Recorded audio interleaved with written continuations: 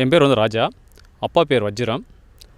நாங்கள் பார்த்தீங்கன்னா ஒடசல்பட்டி மாரியம்மன் 2 கிராமத்தில் வசிட்டு வரோம். மணியம்பாடி பஞ்சாயத்து. இதில் பார்த்தீங்கன்னா இப்போ சொட்டு நீர் மூலிமா மேக்ஸிமம் சொட்டு நீர் போடலான்னு சொல்லிட்டு சொட்டு நீர் தோட்டக்கலை மூலிமா சொட்டு நீர் எங்களுக்கு பண்ணி கொடுத்தாங்க. அதிலிருந்து நாங்கள் எப்படி விவசாயம் பண்ணணுன்றது கொஞ்சம் ஒரு சில விஷயங்கள் எங்களுக்கு தெரியாமல் இருந்துச்சு. தோட்டக்கலை அணுகுமுறையை நாங்கள் போயிட்டு தோட்டக்கலையில் விசாரிச்சு இந்த மாதிரி வந்து கொஞ்சம் நவீன முறையாக பண்ணணுன்ற பார்க்கல மல்சிங் போட்டு இந்த மாதிரி வந்து மல்சிங் எதுக்குன்றதெல்லாம் எங்களுக்கு ஃபஸ்ட்டில் தெரியல. அதுக்கப்புறம் பார்த்திங்கன்னா அந்த நீர் பாதுகாப்புக்கு வந்து தண்ணி ரொம்ப ட்ரையாக இருந்தாலையும் சொட்டு நீர் அது ரொம்ப முக்கியமாக போச்சு. அதில் சொட்டு நீரில் இந்த ஈரத்தை எப்படி பாதுகாக்கணும், இஸ்ரேல் தொழில்நுட்பம் மூலிமா மாதிரி வந்திருக்குது அட்வான்ஸாக அப்படின்ற பார்க்குற வகையில் ஈரம் நல்லா பாதுகாக்குது. ஈல்டுக்குரிய இதில் நிறையா விளைச்சல் எடுக்கிறதுக்கு இது ஒரு நமக்கு முன்னோடியாக இருக்குது. ஆனால் இவ்வளவும் எங்களுக்கு சப்போர்ட் பண்ணது தோட்டக்கலை மூலிமா எங்களுக்கு பேப்பரு, ரெண்டாவது ஒரு சில ஆலோசனைகள், இது எல்லாமே எங்களுக்கு தோட்டக்கலை மூலிமா எங்களுக்கு வந்து பண்ணி கொடுத்தாங்க.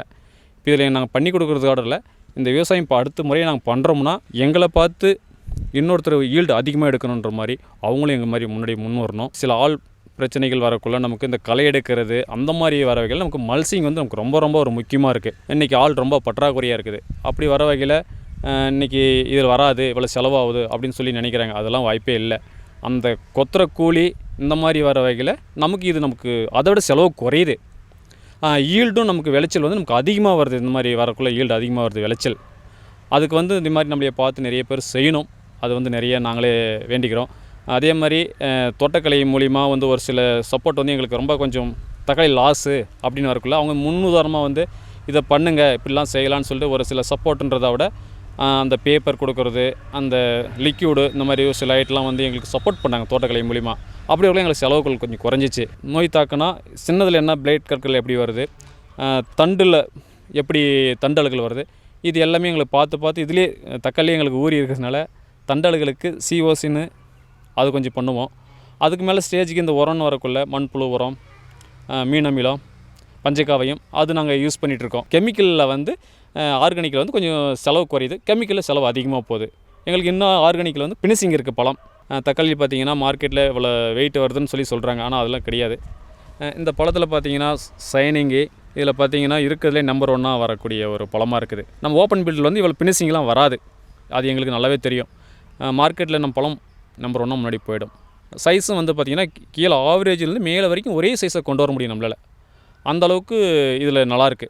வெரைட்டி வந்து பார்த்திங்கன்னா பிஹெச்எஸில் 34 வெரைட்டி தான் நாங்கள் பண்ணியிருக்கோம். ஆனால் ரொம்ப நல்லாயிருக்கு. கீழேருந்து மேலே வரைக்கும் ஒரே சைஸாக தான் வந்துட்டுருக்குது.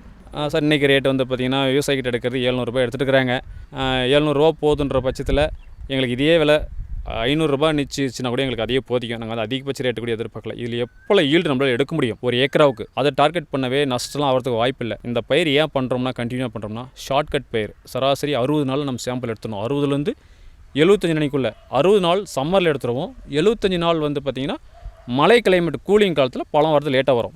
அதுக்காக வந்து அந்த மாதிரி பண்ணுறோம். சொட்டு நீர் பாசனம் வந்து பார்த்திங்கன்னா நமக்கு தண்ணி வந்து ரொம்ப ட்ரையாக இருந்தாலையும் இப்போ 10 சென்ட் பண்ணக்கூடிய இடத்துல 1/2 ஏக்கரா பண்ணலாம். இது வந்து தண்ணி வந்து நமக்கு ரொம்ப கம்மியாக தேவைப்படுது இருக்குது. ரெண்டாவது வந்து இந்த மல்சிங் போட்டிருக்கிறதுனால அதை ஆவியை வந்து வெளியே போகாமல் தண்ணியை ஈரத்தன்மையை பாதுகாக்குது. அதுக்காக வந்து இது வந்து ரொம்ப நமக்கு யூஸாக இருக்குது. ஆர்கானிக்கில் வரக்குள்ள ஃபினிஷிங்கு, பழம் சைனிங்கு இந்த மாதிரி வரக்குள்ள நமக்கு ரொம்ப அட்வான்ஸாக இருக்குது.